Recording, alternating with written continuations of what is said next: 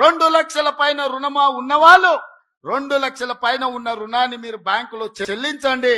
మీరు చెల్లించిన మరుక్షణం ఆ 2 లక్షల రూపాయలను కూడా మీ ఖాతాలో వేసే బాధ్యత మా ప్రభుత్వం తీసుకుంటదని చెప్పి నేను ఆ రైతాంగానికి తెలియజేస్తున్నా. ప్రభుత్వ నిర్ణయం మీకు ఇప్పుడు ప్రత్యేకంగా చెప్పదలుచుకున్నది ఏంటంటే, ప్రభుత్వ నిర్ణయం 2 లక్షల వరకు ఉన్నటువంటి రుణమాఫీ 2 లక్షల పైన లేదు. 2 లక్షల వరకు ప్రభుత్వ నిర్ణయం చెప్తున్నా.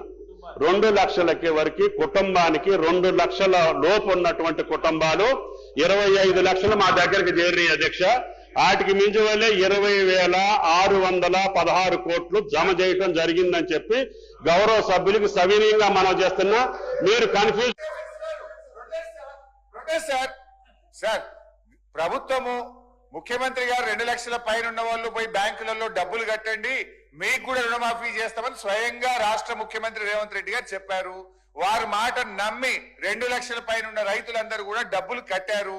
వాళ్ళ రుణమాఫీ జరగలేదు. 2 లక్షల లోపు ఉన్నటువంటి వాళ్ళకు కూడా లక్షలాది మందికి రాష్ట్ర వ్యాప్తంగా రుణమాఫీ జరగలేదు. మంత్రి గారేమో రుణమాఫీ అయిపోయిందని వారు ప్రకటించడాన్ని తీవ్రంగా నిరసిస్తూ బీఆర్ఎస్ పార్టీ తరఫున వాకౌట్ చేస్తున్నాం అధ్యక్ష.